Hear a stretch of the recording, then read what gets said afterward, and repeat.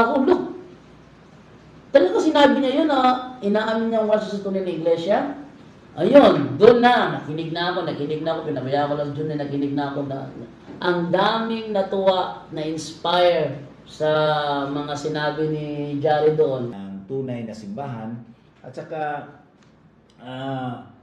sana ay bibigyan siya ng Diyos na makita niya talaga yung katotohanan. Pero nakikita naman niya, Brad Jando, dahil po sa mga katikism na nagawa na, at lalo na kay Father Darwin, everyday nasasama siya kung saan siya pupunta. So ako po ay nagpapasalamat sa Panginoon na binigyan tayo ng isang sa akin lang, kung ito ay si Brad Jared ngayon, kung grabe na ito magdepensa ng simbahan Katoliko. Kaya nakikita ko sa kanya kahit alanganin na sa kanyang katuwiran, pero nakikita ko pa rin na persigido siya na ipamahagi yung nasa pananampalataya nung siya pa ay sa iglesia ni Kristo, kay iglesia ng Diyos kay Kristo Jesus. So ganun talaga, bilib ako sa kanya, no? Bilib ako sa kanya, at saka ngayon nakikita ko na iba talaga ang Panginoon kung siya na po ang magsagawa ng, hindi po tayo ang Yes, no, hindi tayo, kundi ang Diyos ang may na siya po ang lahat ng ang gumagawa nito. Kung bakit po si Brad Jared na ngayon ay nandito na sa simbahan Katoliko. So yun lang, Brad Jando. Okay, at atin naman kumustahin naman muna saglit ang ating mga bisita ngayong hapon na ito. Brother Jared Almazora. Brother Jared, kumusta ka na? Ayos naman po sa awat tulong ng Diyos. Ayun lang, Brother Jando. At saka si Brother John Fernan. Brother John, kumusta ka na? Masaya po ang Low pakiramdam battery. ko. Please Kasi charge. po, nasumpungan po ako ng ano po, nananahan ng Diyos sa tunay na religion po. Okay. So ngayon may katanungan tayo, Brad Jando, dahil po ay interview ito kung ano po ang kanilang gagawin kung sila na po ay uwi sa kanila, no? Sa kanilang isang tahanan, kanilang pamilya. Ngayong gabi ay magpa-flight na po sila by 9 p.m. pauwi na po sila. So atin po silang ipagdasal sa kanilang biyahe pa uwi ng Manila. At saka may tanong ako sa inyo, Brad Jared, kung pag-uwi nyo na nalaman ng mga kasamahan nyo na kayo ay nakitikize na sa simbahan Katoliko, naturuan na kayo ng mga doktrina, at ayun, sumanib na sa aming simbahan ni Kristo. So ano po bang gagawin nyo kung tutuligsain kayo doon sa inyong mga kasamahan pag-uwi nyo? Ayun nga, Bro Kaloy, gagawin ko kung ano yung alam kong mabuti. Kasi pag di ko ginawa yun, magkakasala ako Gaya nung nasa 4:17 ng Santiago. Sa nakakaalam ng paggawa ng mabuti, ngunit hindi ginagawa, ito'y kasalanan sa kanya. Bakit? Dahil sa sulat rin ni Pablo dun sa 2:10 ng Epeso, tayo kanyang gawa na nilalang kay Kristo Jesus para sa mabubuting gawa. At isa doon, yung depensihan yung tunay na aral na nasa 2 Korinto 14-5. Dahil hindi naman tayo personalan Hindi naman tayo yung iba na bugbugan, paglabas mo ng school, susuntukin ka na lang. Kung ano yung nasa Biblia ang pakikipaglaban ng mga apostol, ganoon rin ang gagawin natin. Kaya nga, Iglesia Katolika Apostolika Romana, talagang aral apostoliko. At isa doon, yung nasa 2 Korinto 14-5, na sapagkat ang aming pakikilaban ay hindi laban sa laman. Talagang kakabakahin natin yun. Kung tutuligsain tayo, di sagutin natin yung tanong nila. Diskusyonin natin sila dahil yun ang utos. At yun ang alam kong gawang mabuti, Bro Kaloy. Talaga ako, look. Talaga sinabi niya yun na inaamin niya ang wala sa tunay na iglesia. Ayun, doon na, nakinig na ako, pinabaya ko lang dyan na nakinig na ako na ang daming natuwa, na-inspire sa mga sinabi ni Jari doon. Tawag sa akin dati, Jan Dugong. Di ba? Jan Dugo. Diyan doon tayo sa akin dati. Ako naman tawag ko sa kanya, Albasura. Ah. So, minsan nauunahan ako ni ano eh, ni David po yata tinawag kita na Albasura na dapat tinawagan kita. Wala, no? Pero nababagit ko lang yung pag ako lang mag-isa siguro. Pero never ko siya talagang dito sa kanyang term na Albasura.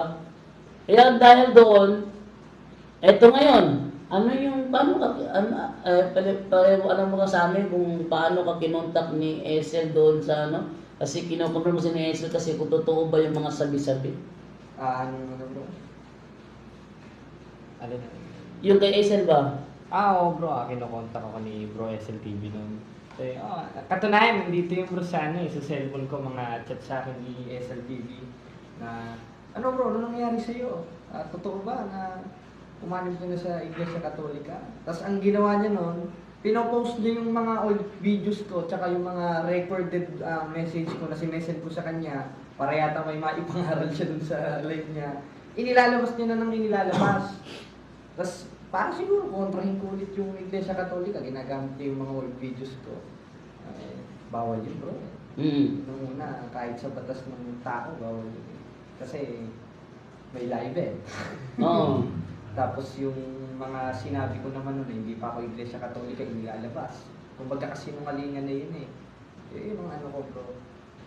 Parang, tsaka nung nagla-live kayo, talagang pinipilit niya akong pumasok dun sa ano. Pumasok ka bro. Nakailang ano siya nun, send ng link ng Zoom. Sabi ko, teka muna. Tapos pag-send ko, si Jan bro. Tapos ayun, gulo na. Ginulo ko na yun. So ano sinabi ni Esel sa akin? Wala siya sinabi tungkol sa akin? Wala. Wala. So, So may tanong ako, Brother Jando, yung kasi tumawag daw si Brother Evangelist Archie Anides sa kanya. oh yun, maganda yun. Maganda yun. Yun talaga kasi pag nalaman ko na nag-post si nag-live si Brother Archie Anides at sabi niya tinawagan daw niya si Brad Jared. So kaya nga tumawag din ako kay pagtapos ng live niya, tumawag din ako kay Archie Anides. Nakasmile siya. Nakasmile siya. Hindi, video chat kami, na video call. So, nakatawa siya. O ano, Brad, Archie, so bro, tinawagan ko si Brad Jaren. Bakit sa Katolika pa? Bakit daw sa Katoliko pa umanib? Meron naman yung, madami pa naman yung mga simbahan na kailangan mong hanapin daw. So, doon na siya umanib sa nagsasamba ng mga Diyos-Diyosan. No? Sabi niya, siguro tumingin si Brother Archie sa inyo ngayon. Sa live mo ngayon. Baka nanonood siya. Nanonood siya. So, Brother Archie, so kailangan mo din na magdiskusyon kayo ni Brad Jared. ni Brad Jared. Titingnan kung saan yung ang lakas ng tinig mo, ha? Titingnan natin kung hahamon ka kay Brad Jared. No, patungkol po sa larawan yung images o rebulto. Yun ang paborito niya. Ang paborito niya yun.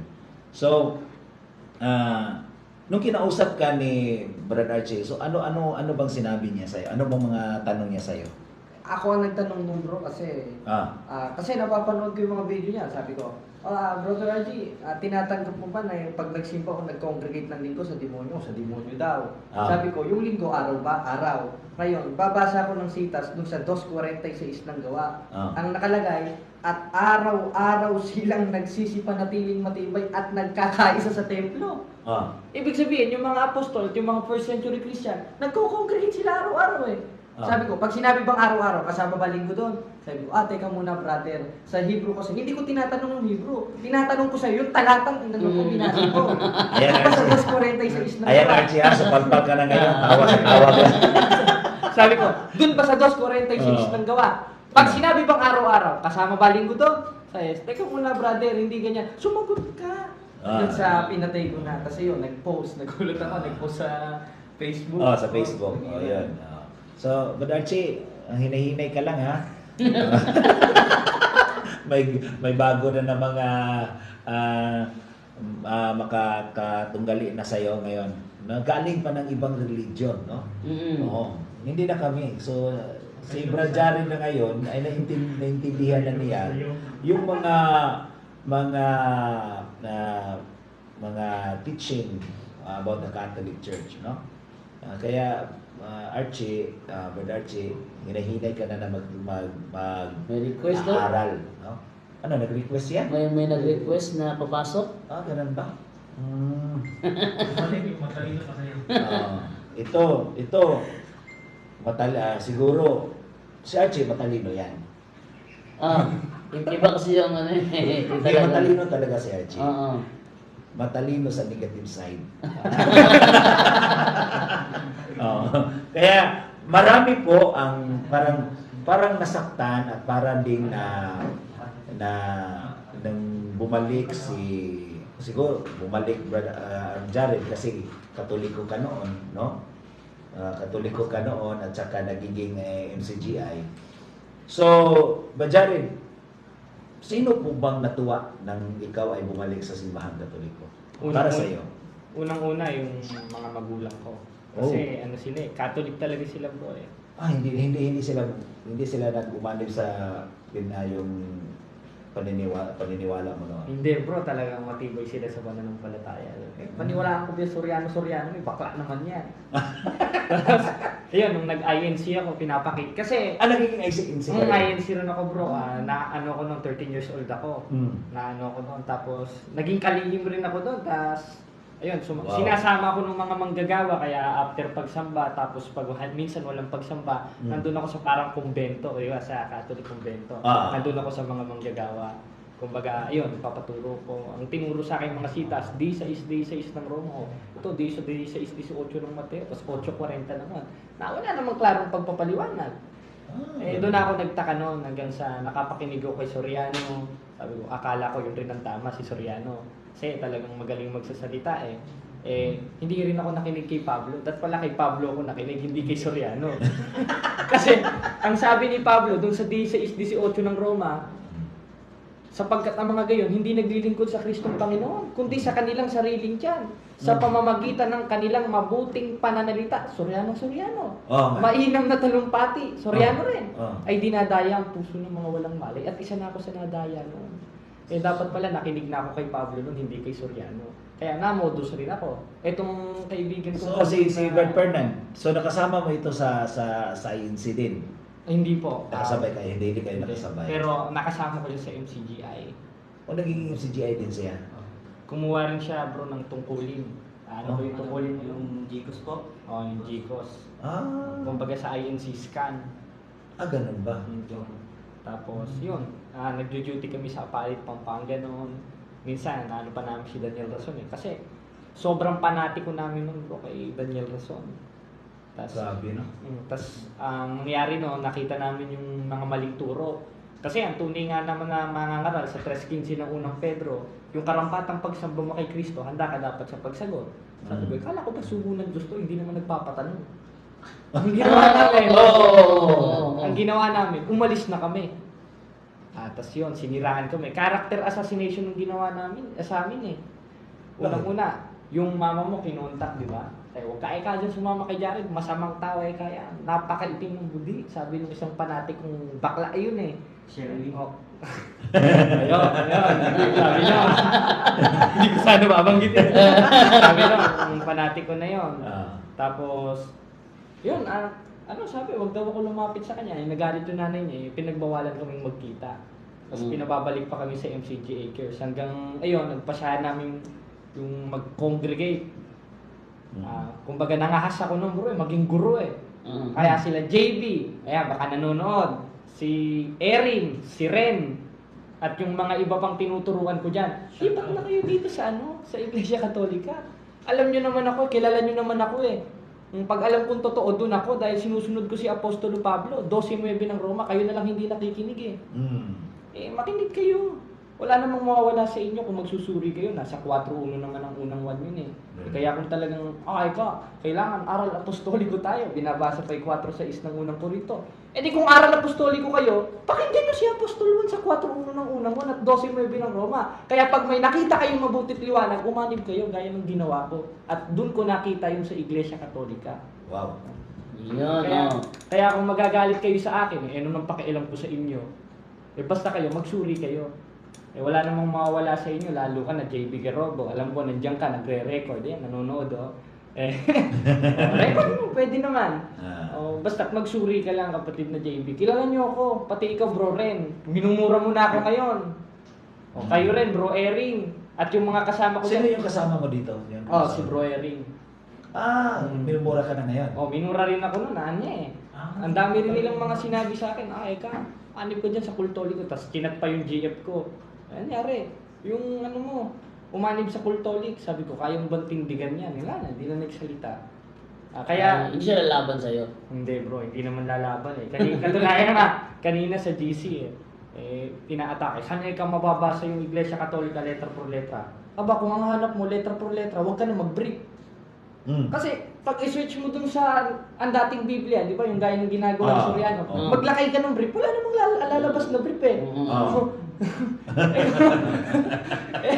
Wala namang brief na nakalagay. Huwag ka na rin mag-brief, hindi pala totoo, wala sa Biblia. So, nilagay ko rin, sinerch ko rin, JB Garobo, yung pangalan niya, wala rin sa Biblia. Huwag mo na rin paniwalaan ng sarili. So may sabi yung sabi ni, sino ba yan? Eren? Yung sa MCGI, yung leader nila. Daniel Razon? Yung namatay. Eli Soriano? Ayun. Ikaw na pinasabi ko So, sabi niya na hindi naman nababasa na si Kristo ay may tumatae, naiihi, di ba? So, hindi paniniwalaan. Hindi daw paniniwalaan. So, yun, tama yung sinabi mo na hindi naman nababasa litra por litra yung brief. So, wala tayong brief ngayon. So, yun, paano po niya, parang philosophy ba? No? Kailangan din natin yung gamitin para malalaman nila na hindi talaga lahat nasusulat sa Biblia. Ang tanong lang sa atin ngayon, hindi mo ba napag-isip na kung merong mahirap natin na yung masabdan? Maunawaan. Sino po ba ang magpapaliwanag sa inyo sa Biblia kung mayroong mahirap maunawaan sa Biblia? No. Siyempre, unang-una kayo, bro Kaloy. Di ba? Kailangan, kung may teacher, di ba? So, sino po ang teacher ng Biblia? Sino po ang magtuturo ng Biblia? Yung gumagawa ng Biblia, yung nagkukumpile sa Biblia. So, sino po ba ang nagkukumpile ng Biblia? So, ito lang po yung mga tanong natin sa mga kaibayo natin kapatid na mahal naman natin sila lahat. Pero, natututo lang sila sa mga maling aral. Yun, katulad mo noon, natututo ka nadoktrinahan ka ng mga maling aral. Kaya, doon, salamat sa Panginoon na dahil po sa mga debate at dialogue, ay napaliniwanagan ka ng maayos. At sabi ko kay Brad Paul, yung si Brad Paul, ako sana yung magharap sa iyo.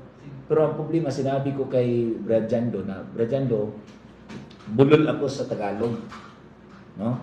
Kaya hindi ako haharap ni Brad Jared, kundi si Brad Paul na lang, no? Kaya noon yung pag-usap namin ni Brad Paul, sinabihan ko si Brad Paul,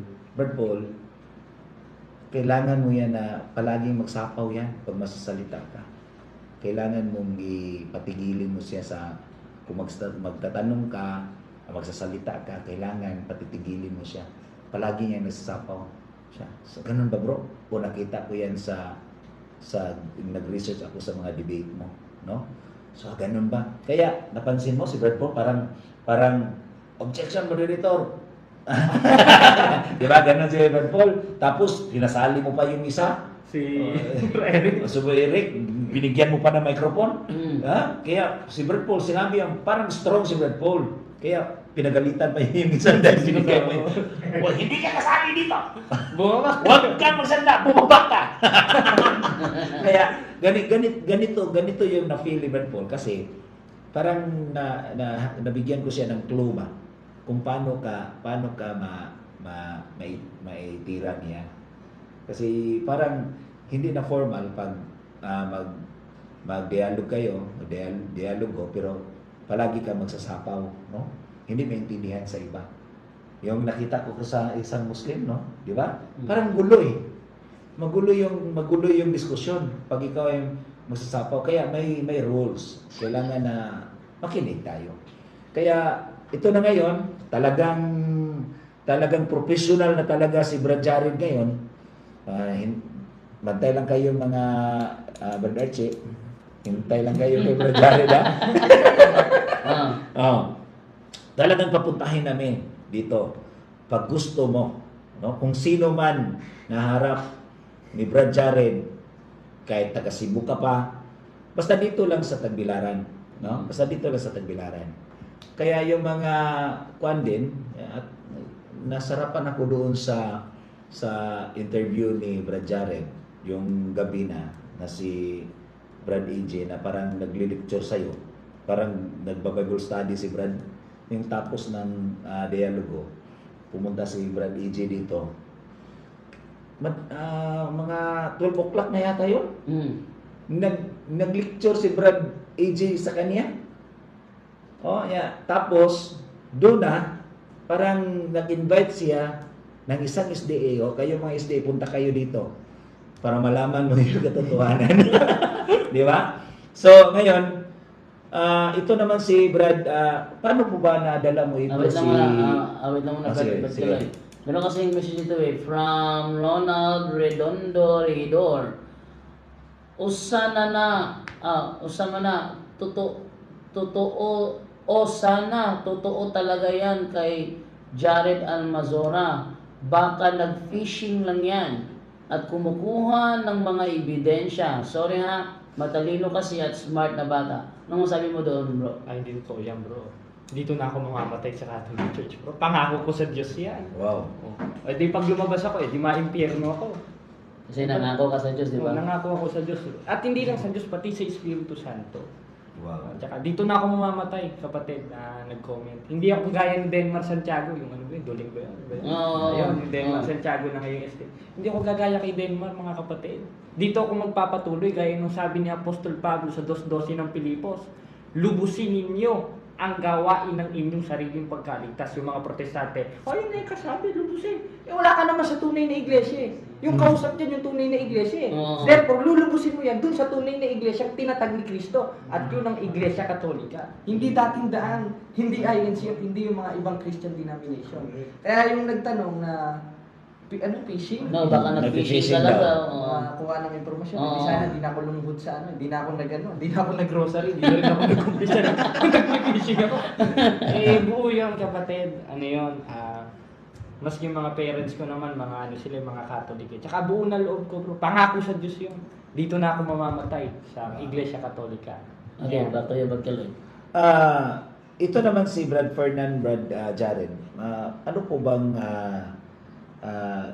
yung pagsama niya dito? Ano pong situation niyan? Niya bro, bago ko siya isama, marami rin siyang tanong no? Yung sa mga sacred image, pinaliwanag ko sa kanya, sabi ko, desidido ka ba talaga? O sige, kaya sinama ko. Kaya sinama mo. So, barkada kayo? Tapos magkasama kami sa MCJ noon. Ganun. So, ngayon, To make his message known is our responsibility. So here we are to pledge our lives to the Lord.